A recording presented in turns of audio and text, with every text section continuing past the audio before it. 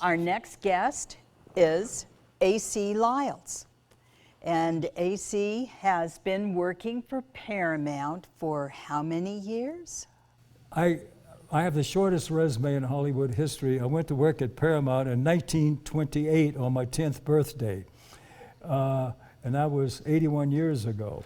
And I'm 91 now and been at Paramount 81 years. So it says 1928, 2009, Paramount. And when I have to fill out questionnaires where they say education, I say University of Paramount, 5555 Melrose, Hollywood, California, and no one has questioned it. So that's where I was educated. How did you meet Mom? Well, in about 1958, an agent, I think is Larry Rosen, brought a beautiful young lady to Paramount, Dale. And she came there and she tested for a part in a picture that we were making then, and I wrote a note down to myself at that time to remember what that was, and she tested for the part, I wrote it down then, of Daisy May. Oh. Yes, in a picture that we made called Little Abner. And they brought in and tested her for it. She was a gorgeous, God, she was a gorgeous lady at that time. Yeah. And always was. And she maintained that great personality she had and her great enthusiasm for life and for Roy. And I tell you, as I go around the country and all over the world, and when I go, people ask me about different people. They ask me about my friend Ronald Reagan, and they ask me about Jimmy Cagney and John Wayne, Gene Autry, Roy Rogers. And it's amazing how it's always one of those names that I mentioned that the people ask me about. And I'm always so pleased to have known all of them and been able to tell the wonderful stories about it. You know, it's amazing. I just met a young girl that won a contest, beauty contest, and I had her over at the museum. And I thought of something that Cecil B. DeMille taught me. And he was one of my mentors with Adolph Zucker, who founded Paramount. The camera falls in love with people. The camera actually falls in love with people. And if the camera falls in love with that person, the audience will see the same thing that camera saw, and they fall in love with the person the same way the camera did. And it's very difficult to fool a camera. It's something about that camera that picks up what you are and who you are, no matter what part you're playing, the good guy, the bad guy, or whatever it is. And I saw Yankee Doodle Dandy again on television the other night, and I just love that picture. Fabulous. And I just studied it with Jimmy and Joan Leslie, and that was Jim's personality in that. And he always said, I'm a dancer who can also act.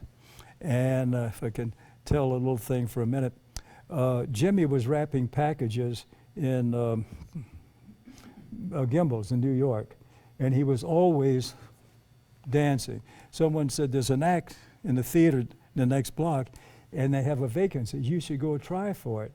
And he got it. He got the part, but he didn't know at the time, and I don't think these people would know it. It was a drag act.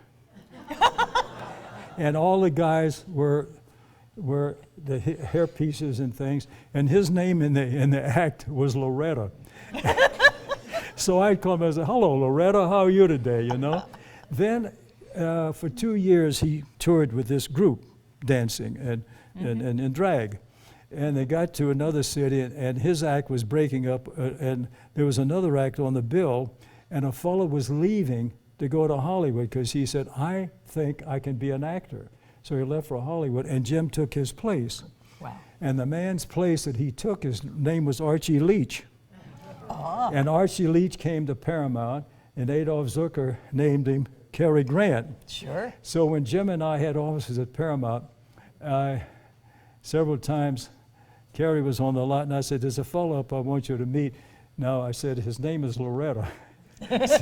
So he'd come in and get these two reminiscing about things. But dear heart, it's so nice to see you. Thank you. Oh. Isn't she? She is so, I tell you, she is so wonderful. Thank you, AC. My goodness.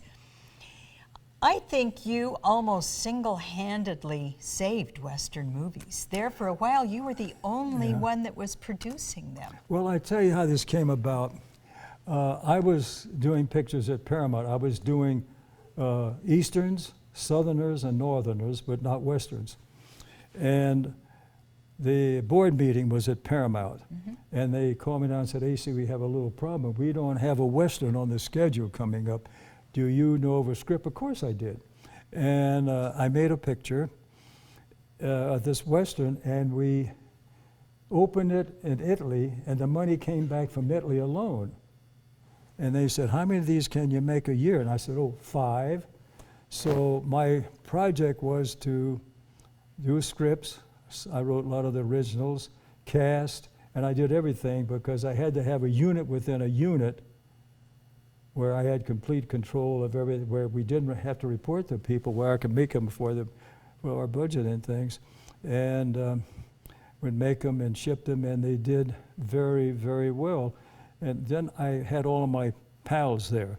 And I remember one time, Lon Chaney called me, and he said, I'm just back from a fishing trip.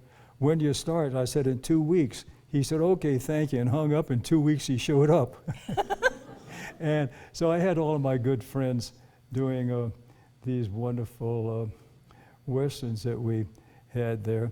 And they did quite well. And then Clint, I was one of the producers the first year on Rawhide. CBS barred me from Paramount, and I went over there with Clint. Eric Fleming really had the lead in it, and Clint was one of 6 in the supporting cast. And we had a great advantage because Frankie Lane had recorded great song. Rawhide, and it came out 6 weeks before we went on the air, and that song did so much as an introduction. Sure. And it's Clint was so good in that, and I see him often.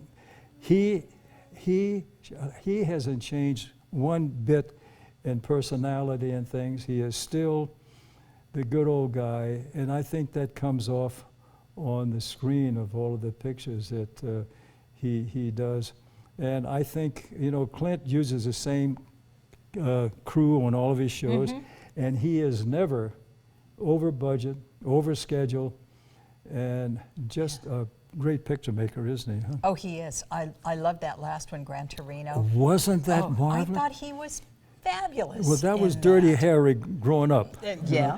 That was Dirty Harry. Except that how dare they kill him? Oh, yeah, I mean, really. But that was a very interesting thing. But in our business, it's amazing. Gene Roddenberry did something great for us.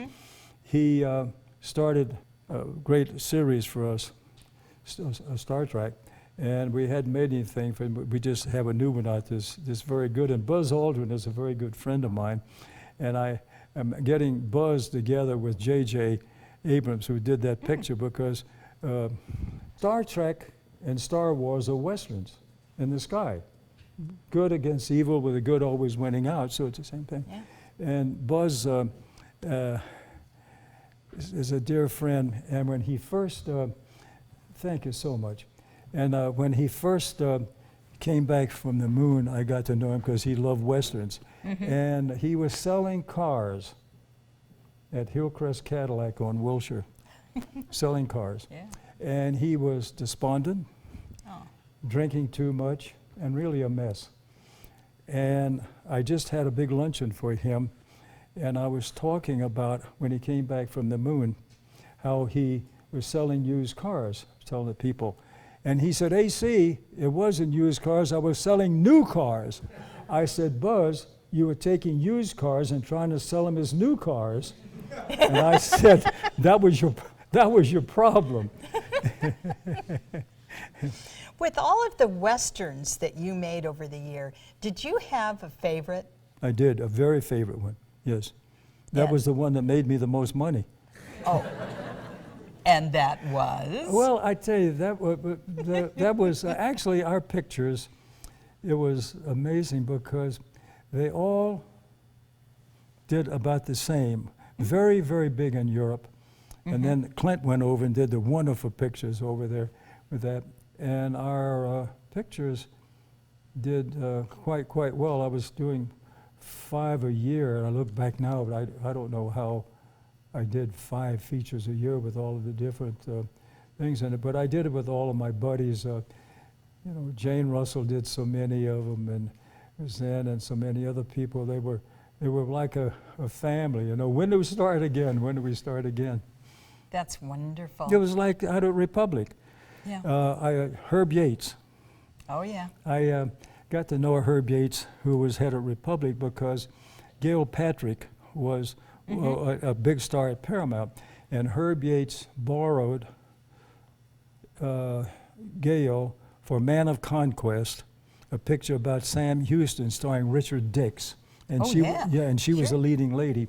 And when Herb Yates borrowed, and they said also, she comes with a young fellow named A.C. Lyles.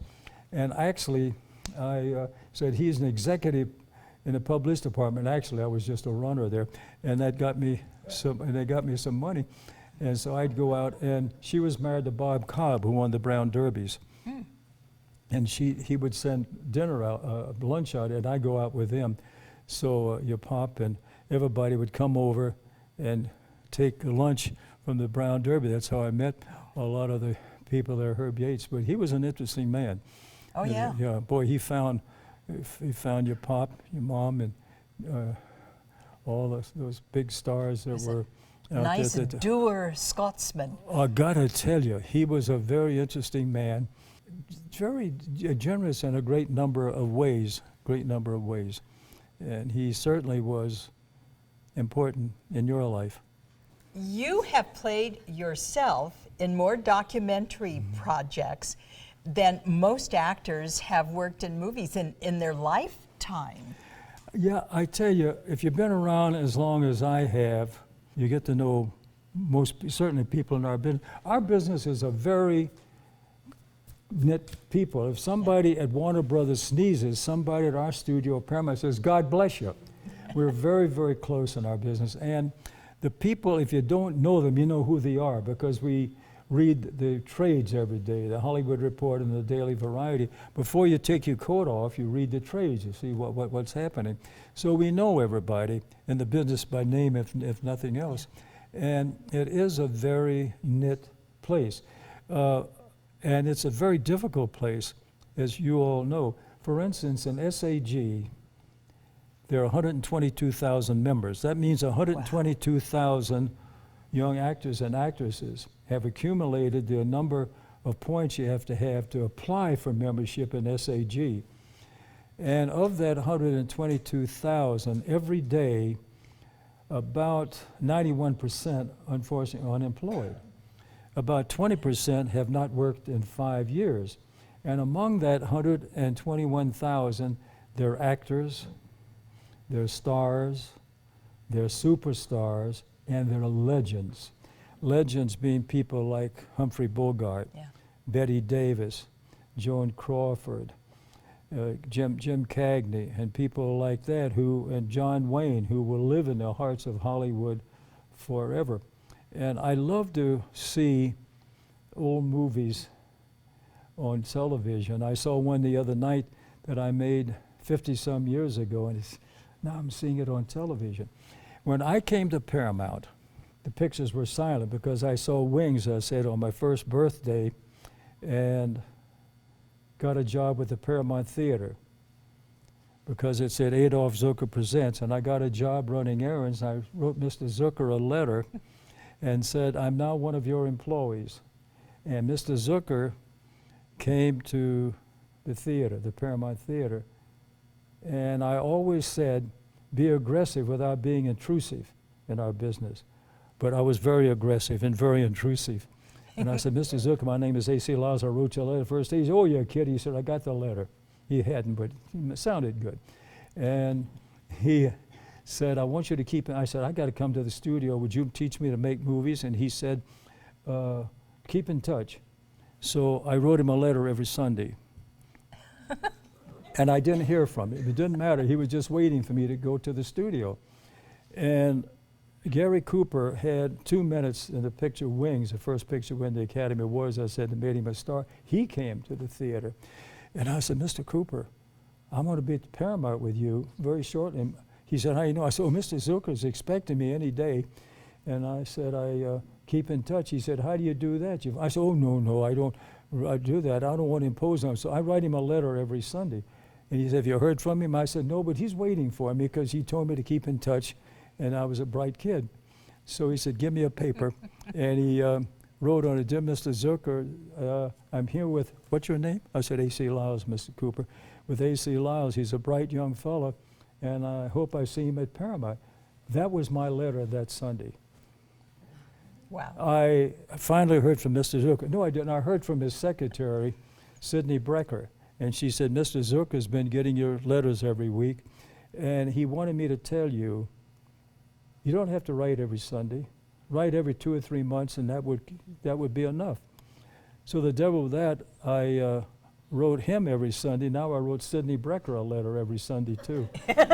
So I was, I was double hitting.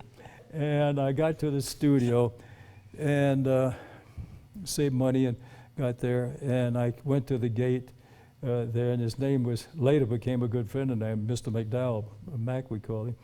And I saw his nameplate. I said, Mr. McDowell, how are you? He said, fine, what do you want?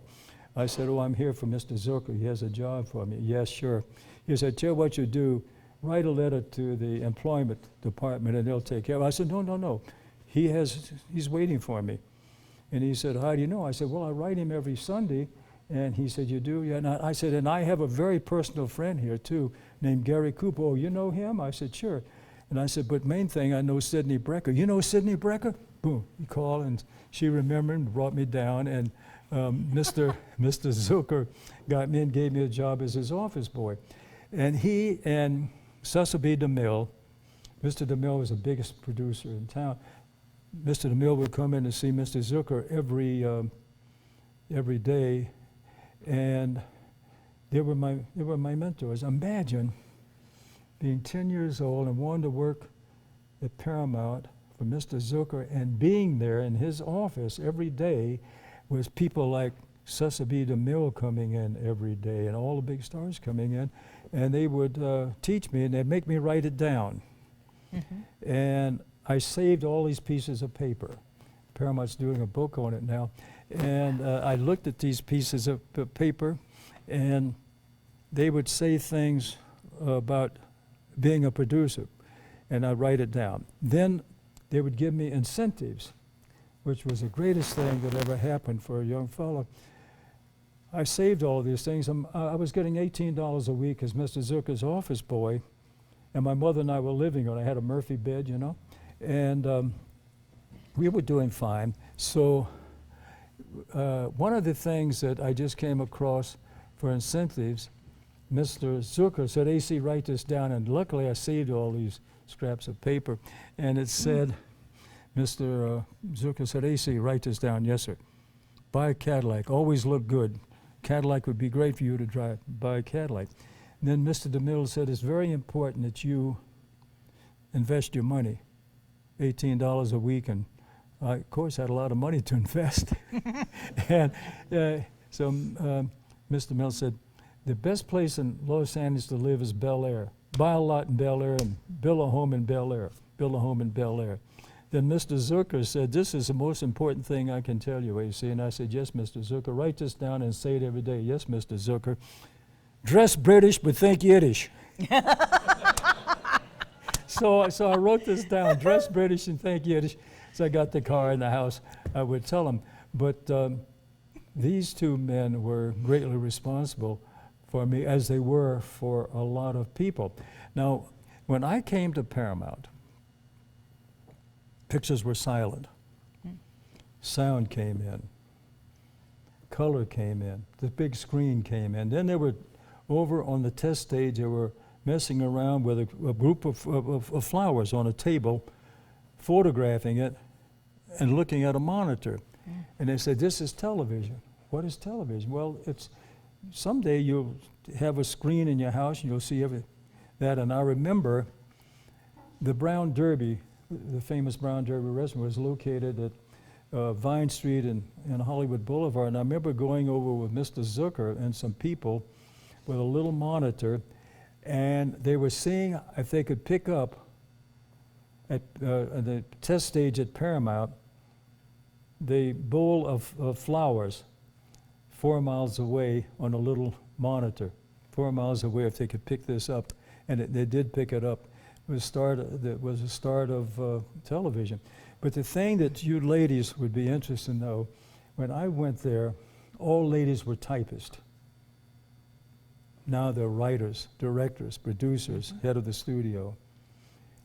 As I remember, I think we had 3 minorities on the lot. Now they're writers, directors, producers, executives.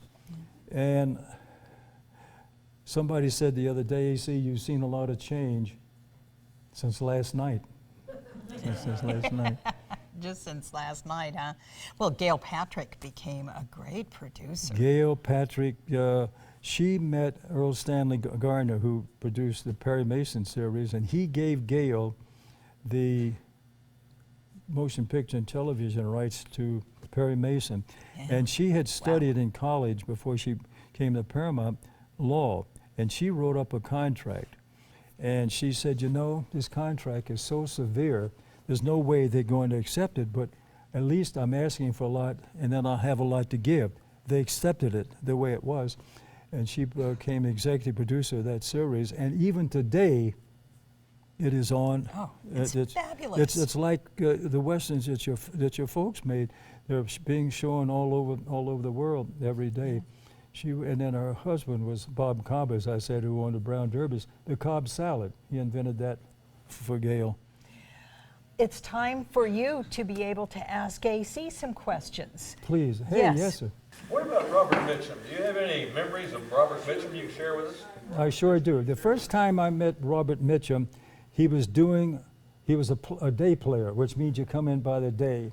And he was in the Hopalong Cassidy's. And another person I met for the first time there was Clark Gable. Clark was a day player there, but Bob Mitchum did that, and then he went under contract to Howard Hughes at next door at RKO and became thing. Bob Mitchum had his own dialogue, his own words, and Steve McQueen said to me, he said, you know, I've heard some wonderful things about Robert Mitchum. He's a friend of yours. Could you get us together? So I got Bob, and the 3 of us were there. And when we left, Steve said, I want to ask you something. What? He said, what was he talking about? Because he had this wonderful thing. Now, speaking about Steve McQueen, I met Steve, and he and his wife, Neil, became very close friends of ours.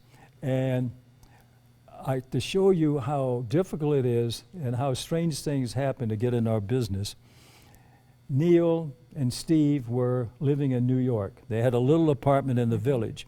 And Steve had a motorcycle. He was driving around New York trying to get work. And Neil was in a play as a dancer, running the money. And at that time, Steve just couldn't get started, And he met a producer and a director who were interested in motorcycles. Now they had something in common. So Steve said, why don't you come to my house, my apartment down in the Village, Saturday night, and have dinner with me and my wife, and I have a lot of things about motorcycles that we can discuss. They had something in common. And the man, they said yes. So he rushed in the news and said, guess what? A producer and a director are coming here for Saturday night, and they're starting a project, and maybe I can get something in this project. And she said, well, you know, we don't have money to, you know. He said, oh, she said, I don't know. The least expensive thing I can think is that I make a tuna casserole, and that doesn't cost too much money. Tuna is a good fish, and it's inexpensive. And he said, do it. So she was fixing the tuna casserole, and Steve was very, waiting for This producer and director get there, and Neil went back in the kitchen, and their cat, all four legs were in the casserole eating the tuna. So she comes back and she says, the cat's been eating the tuna. He said, serve the tuna. They won't know the difference. So they had this nice tuna casserole dinner, and everything was going well, and Steve was absolutely certain he was going to get a job. And Neil went in the back porch, in which they shared with the apartment next door, to get the dessert. The cat was beside the refrigerator, stone-ass dead. Dead from eating that tuna. that tuna was poisoned. Something about the tuna was poisoned. She came back, Steve, the cat, yeah. Shh, don't say anything about it. No, it's worse. The cat is on the back porch dead from eating that tuna. It had to be poison or something. I said, Jesus Christ. So he didn't know what to do, and he called a friend at the hospital, and a friend got a doctor on it. He said, the cat's dead? Yeah, I said, well, you see, the cat would be effective before the people. If the cat's dead, these people could die from what the heck the poison was. Steve said, what do we do? He said, you got to bring him to the hospital. You got to bring him here and have the stomachs pumped out. So he's going to say, we had a little mishap before you got here. Before you got here, the cat was eating the tuna. Now the cat, unfortunately, on the back porch dead. I called the hospital, and I have to take, the six of us have to go to the hospital and have our stomachs stumped out. Well, the producer and the director, they weren't too happy about this at all. So they go to the hospital, and this is a big, unfortunate, painful thing, and now they go home, and they try to get a little sleep. But the first thing, there's a knock at the door, and they go to the door, and it's a lady next door. She said, Steve and Neil, I'm terribly sorry about what happened. He said, how did you find out about this? She said, well, I didn't want to interrupt your party. I knew how important it was for you to entertain this producer and the director and the wives, and I didn't want to tell you and ruin your party. He said, how? She said, well, I don't know how to tell you this, but she says, you see, I was backing my car out last night, and I hit your cat. And she said, I didn't want to tell you about it to interfere with your evening, so I put the cat on the back porch. So Steve didn't get the job. So you see, it isn't always easy for big stars like Steve and them to get into this business. Yes. Can you tell us your favorite anecdotal story about John Ford? Yes, John Ford. Oh, okay. I just gave the museum here a picture of Duke Wayne and me and Barbara Stanwyck. They had a big, about 600 people luncheon at Paramount for Duke and me, and Barbara Stanwyck, bless her heart, our good friend, presented us with the Golden Spurs Award. It's a big award, and Duke won it for being the all-time Western star, and I won it for being a producer of Westerns. And the day it was announced, I had a call from John Ford. He called himself Jack at the time. Hello, and he was crusty. AC, this is Jack Ford. I said, Jack, how are you? He said, fine. He said, congratulating on getting this award. I said, not only getting it, but I'm getting it with my friend Duke Wayne, and that doubles the pleasure. I said, I'm so happy. He said, use a four-letter word, John Wayne. He said, he's a goddamn prop man. He said, I found him, made him a star, and don't tell people how happy you are getting an award that your friend Duke Wayne got it. I got the award last year as the best producer of Westerns, that you're getting it this year. Tell people you're getting the same award that John Ford. I said, I will do it. It's doing. He said, by the way, how come you don't like me? And I said, what do you mean? We're good friends. He said, you make all those well. You've never once asked me to direct one. I said, your salary is 3 times my entire budget.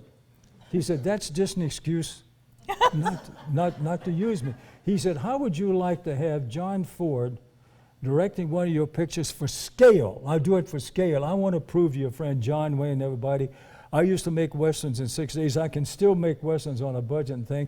Are you interested? I said, yes.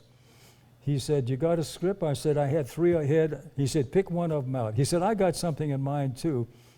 And he said, how'd you go home? I said, Sunset. He said, you know where Sunset and Holloway Drive meets coming up the hill? I said, yes, and that's a very busy intersection there. He said, in the middle of the intersection, there's a triangle with a light signal. I said, yes. Now it's overhung, but at that time it was there. He said, at 5 o'clock sharp, you're younger than me, you get there, you park, be on that triangle, and I'll come by, and I'll hand you a script, and you hand me a script, and then and this was Friday. And he said, we'll have a meeting Tuesday.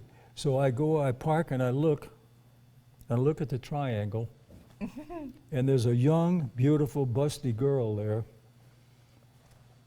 exposing herself to every car that goes up and down Sunset and up Holloway Drive, and I got to go there and wait for John Ford and stand beside this lady over that. And so I get there, and John Ford finally arrives, and I give him the script, and now she, to him too, and he doesn't say who's the girl or whatever. So I never knew who this girl was.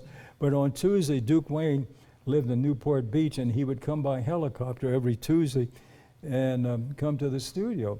So I saw him, and he called him Pappy. He said, I understand you're doing a picture with Pappy. So he knew about it. I don't know who knew. So I never knew if she would just happen to be there by chance, or whether Duke put her there, or John. Anyway, he was a very interesting fellow, and he always chewed on that handkerchief, didn't he, huh? I never quite I understood. didn't know him. Oh, I see. Always, and the handkerchief thing. When he was directing the Alamo, the first 4 days, I think it was, John Ford showed up, put a chair in front of the camera, and just sat there watching Duke direct his first picture. And I'm sure that unnerved Duke a little to have John Ford there. And Henry Hathaway was an interesting. I just saw the museum and all of his pictures he did there. He did True Grit, for instance, and that. And Henry could be demanding on a set. One of them was he didn't like the cast and crew going around with coffee. He said you should be working, not relaxing. And Lester Bayliss, do you know Lester Bayliss? Only slightly. Well, Lester Bayliss is one of the most famous wardrobe men for Westerns. He did all of Duke's pictures and all of the Westerns and things. And he's still there, and I was talking to him last week. But he came on the set one time, and unthinking, he was drinking coffee. And Henry Hathaway said, what do you mean you can't go on the island? And he said, no, Mr. Hathaway, this is for Duke. And Duke was standing there, and he said, here, Duke. Duke said, thank you, I appreciate that very kindly. So that got him off the hook. And it was nice that Duke to come to his rescue, because otherwise Henry would have just chewed him out for the rest of the picture. I want to thank all of you for joining us. Thank you. Thank you. Yes. I hope you have enjoyed the interviews as much as I've been enjoying doing this. So hope we can do it again next year. Look forward to seeing you. Thank you all very much.